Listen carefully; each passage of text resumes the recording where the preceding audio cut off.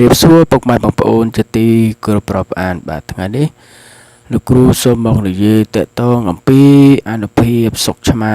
និងគុណក្រក់ឆ្មាហ្នឹងហើយគឺវាមានអានុភាពខ្លាំងពូកែខាងឲ្យលៀបសការៈណាចំពោះពុកម៉ែបងប្អូនដែលបានទទួលអំពីសុខឆ្មាឬក៏គុណក្រក់ឆ្មាហ្នឹងហើយឆ្មាដែលយើងចិញ្ចឹមនៅផ្ទះណា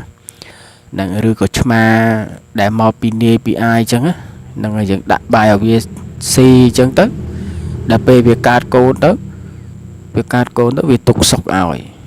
ទី1វាពំណាជួនណាវាពំសុកឲ្យយើងទី2គឺវាទុកឲ្យធម្មតាឆ្មាកាត់កូនមកវាតែងតែស៊ីនៅសុកហ្នឹងហើយវាទុកសុកឲ្យហ្នឹងសុកលក្ខណៈជាប្រទេសតប៉ែតហ្នឹងគេហៅថាសុកឆ្មាចាស់បុរាណច្រើននិយាយថាគួយពុកសុកឆ្មាហ្នឹងគឺពាក្យជួនអញ្ចឹងណានៅខាងលៀបណាខាងឲ្យលៀបសការៈយើងរកស៊ីមានបានជាជុំតកតងអំពីសុកឆ្មានឹងឯង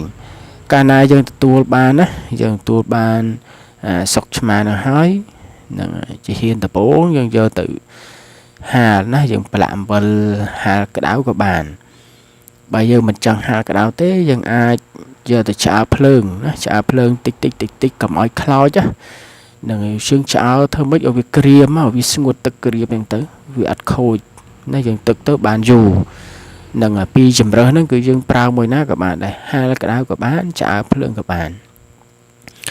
កាលណាបើយើងបានធ្វើឲ្យស្ងួតស្រួលបួលហើយណាសុកហ្នឹងគឺយើងយកមកដើម្បីឲ្យលោកគ្រូដែលគាត់ចេះហ្នឹងយកមកឧបកិច្ចណាឧបកិច្ចគឺសូត្រដាស់បកបកលប្រសិទ្ធិហ្នឹងដើម្បីឲ្យសុកហ្នឹងវាខ្លាំងវាបកាយមានឫទ្ធិមានអំណាចហ្នឹងហើយមានយានណាមានយានឆ្មានៅស្ថិតហ្នឹងដើម្បីឲ្យវាខ្លាំងបកាយ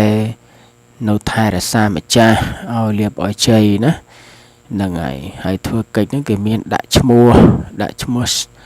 សុកឆ្មាហ្នឹងឈ្មោះស្អីយើងដាក់ខ្លួនឯងក៏បាន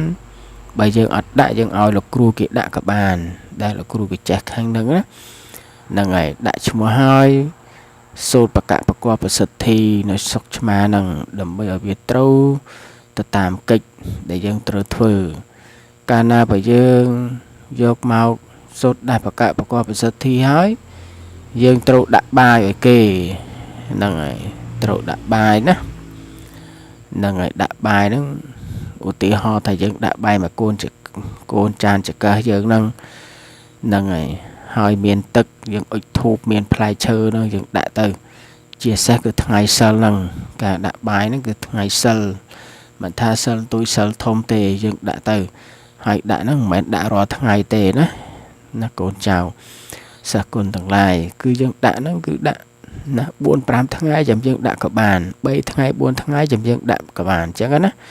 មិនមែនយើងដាក់បាយរាល់ថ្ងៃទេហ្នឹងយើងដាក់ទៅ2ថ្ងៃ4ថ្ងៃ5ថ្ងៃចាំដាក់ម្ដងក៏បានហើយមានទឹកអប់យើងបាញ់តិចទៅហើយមុនទៅដាក់បាយហ្នឹងគឺយើងហៅឈ្មោះ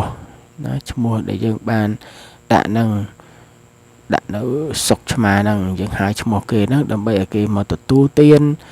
នៅបាយទឹកម្ហូបចំណីដែលយើងជាម្ចាស់បានដាក់ហ្នឹងហើយសុំលាភសុំជ័យឲ្យបានសេចក្តីសុខគ្រួសារមានបានត្រជាក់ត្រជុំ